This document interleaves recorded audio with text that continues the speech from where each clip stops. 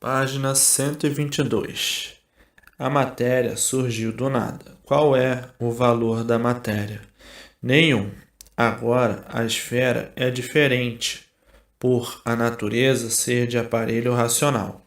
A natureza e o mundo, de um modo geral, vão ficando aparelhados com a fase irracional, até ficar totalmente tudo sendo racional. O elétrico e magnético perdendo a sua predominância sobre o ser humano e todos entrando em equilíbrio por tudo ser racional. E aí a vida chegando no seu final, por a fase racional ser a última fase da vida da matéria, e o ideal de todos realizado, que é não nascer mais na vida da matéria, para não perder mais tempo com o que não tem valor. E assim, o bicho, por ser bicho, por ser inconsciente, criou uma infinidade de valores aparentes, criou uma infinidade de falsos valores na vida da matéria. O bicho valorizou a mentira como se fosse verdade. Então, o bicho criou uma infinidade de valores materiais. Então, dizendo um para o outro, isto tem muito valor e os valores, todos aparentes, tudo se acabando como sempre, e o bicho, com a sua inconsciência, valorizando a matéria como coisa que matéria tivesse valor. De onde surgiu a matéria? Do nada, e por isso tudo se acaba em nada. Então, qual é o valor do nada? Mas o valor do nada é nada. Mas o bicho, por ser bicho, valorizou o nada como se o nada tivesse valor. Agora veja o ponto de desequilíbrio na fase de animal racional.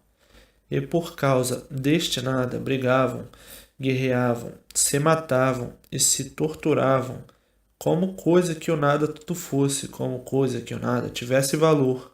Veja a brutalidade do bicho. A inconsciência dominou de uma forma tal que o bicho queria ser o que nunca pôde ser.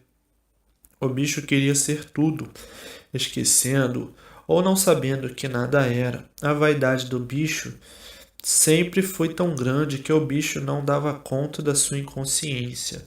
A vaidade cegava o bicho. A ambição, a ganância, a inveja, o olho grande, tudo isto cegava o bicho de uma tal maneira que o bicho não sabia como viver, porque a vida do bicho é penar, é sofrer, agonizando sempre, sempre insatisfeitos por muito bem que estejam.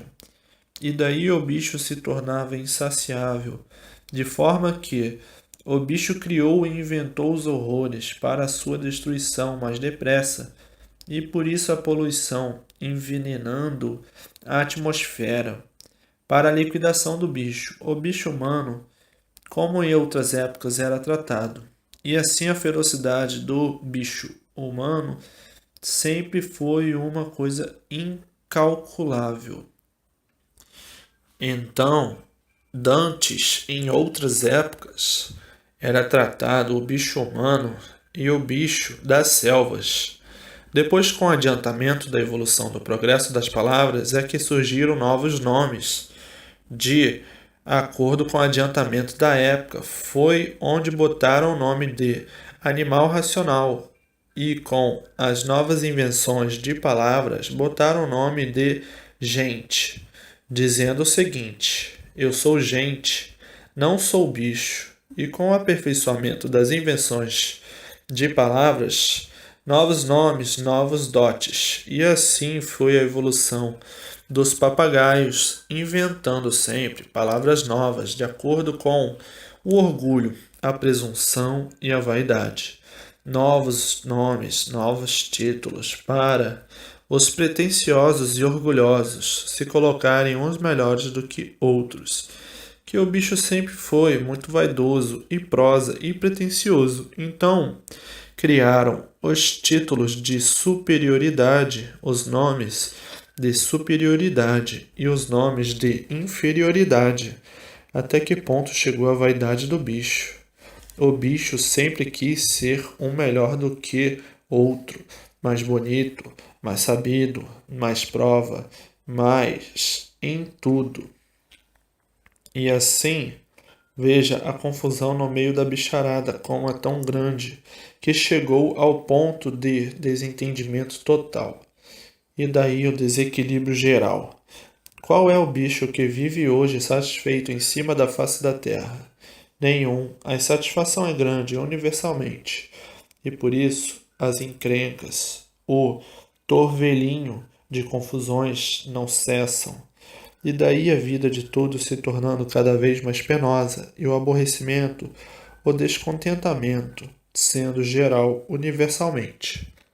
Que o bicho ligado à matéria se entreteu tanto com a matéria que somente progrediu e evoluiu para a sua destruição mais rápida. E por isso está aí o caos no universo, tudo piorando sempre, as ruínas imperando em todos os setores da vida, a multiplicação da poluição, a multiplicação da degeneração e a multiplicação da destruição. A vida se tornou uma vida conflagrada de guerreiros vencidos, lutando sempre para viver e sendo destruídos pelas lutas da vida, e no fim da vida, quando chega, diz o seguinte: lutei tanto para nada, estou no fim da vida, e daí a pouco acabou-se. Se iludiram demais com as coisas materiais, se tornando materialistas, esquecidos da visão eterna, olhando a vida inteira para o chão, se preocupando demais e esquecendo o progresso evolutivo natural que era olhar para cima, para conhecer os habitantes da atmosfera e vida cósmica. Se assim fizessem, já estariam libertados há muito. Se olhassem para cima, mais do que vinham olhando para baixo, estariam em melhores condições, porque se aproximavam do certo e melhoravam o estado da vida da matéria. Mas só olhando para a matéria, só para o chão, tinham mesmo que ficar assim, da maneira em que estão. Em vez do progresso material fosse cosmológico, a vida teria entrado em um ritmo diferente para melhor, porque começariam a receber orientações certas para o equilíbrio da vida da matéria, mas ficaram mais ligados no progresso da matéria, a evolução do mal, por tudo ser material. Triplicou-se de uma forma tal que ficaram do jeito que estão, todos lutando para ficarem livres do sofrimento e sendo tragados por ele, por tomarem um rumo errado, o rumo da esquerda, o rumo da matéria, o rumo da direita, o rumo cosmológico. Se tomassem o rumo cosmológico, já tinham encontrado a felicidade verdadeira há muito, mas tomaram o rumo da esquerda e estão à procura da felicidade até hoje sem encontrar, porque a evolução da matéria e o progresso da matéria só tinha que levar todos a regresso por ser um progresso de degeneração e poluição. Agora, hoje, todos acordados pelo conhecimento racional e tratando de se ligar o mais depressa possível ao mundo racional.